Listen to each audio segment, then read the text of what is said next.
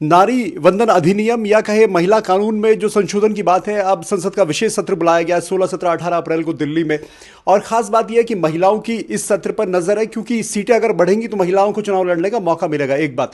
दूसरी बात यह कि 2027 में उत्तर प्रदेश और उत्तराखंड में इलेक्शन होना है। उत्तर प्रदेश बीजेपी के लिए एक बड़ी जमीन है, जहां पर बीजेपी चाहेगी कि वापसी उसकी हो, और उसके साथ साथ उत्तराखंड में भी, क्योंकि वोटिंग होगी, कानून अगर लागू होगा तो सभी राज्यों में एक समान तरीके से होगा। उत्तराखंड में सीटें 70 से बढ़कर हो जाएंगी 105, 35 सीटों पर लड़ेंगी महिलाएं, जो उनके लिए रिजर्व होगी।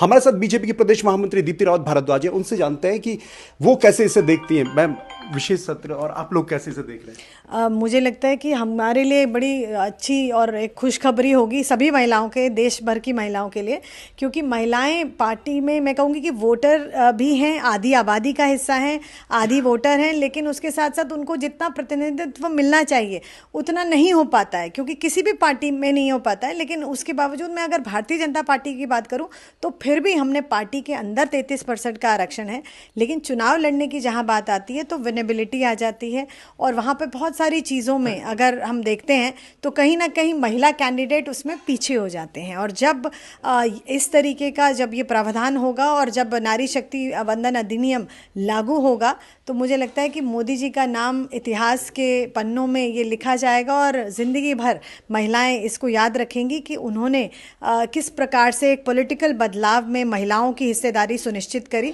और महिलाएं भी उसमें बढ़ चढ़कर हिस्सा ले सकेंगी। मुझे लगता है सभी लोग उसकी इंतज़ार में हैं, और होगा तो हम सब के लिए बहुत एक बड़ा दिन होगा। हालांकि इस पे मोदी जी जो फैसला लेंगे, संसद जो फैसला लेगी, वो बीजेपी का, लेकिन कोई बीजेपी के अंदर चर्चाएं हैं कि आपको कुछ ऐसी चर्चाएं हैं कि यूपी उत्तराखंड में हो सकता है नए कानून के साथ इलेक्शन हो, ऐसी कुछ चर्चाएं हैं या आप लोगों को उम्मीद है?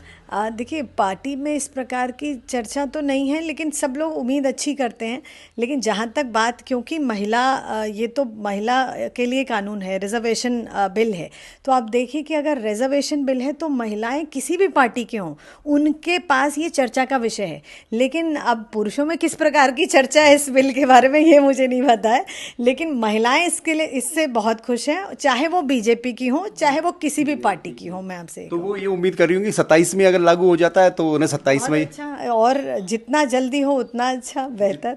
तो बीजेपी की प्रदेश महामंत्री दीप्ति रावत भारद्वाज, जिनका साफ तौर पर कहना है कि कानून जल्दी लागू होना चाहिए, और महिलाओं को खास तौर पे उम्मीद है कि जितनी जल्दी लागू होगा उतनी जल्दी उन्हें फायदा होगा, उतनी जल्दी वो विधानसभा और संसद में पहुंचेंगी। तो इंतजार कीजिए अब 16, 17 और 18 अप्रैल का, जब संसद में जो नारी वंदन अधिनियम है उसका संशोधन पेश किया जाएगा, और फिर वो पास होने के बाद कब लागू होता है इस पर सबकी नजर है। Dipankar Bhatt, news page, Dehradun.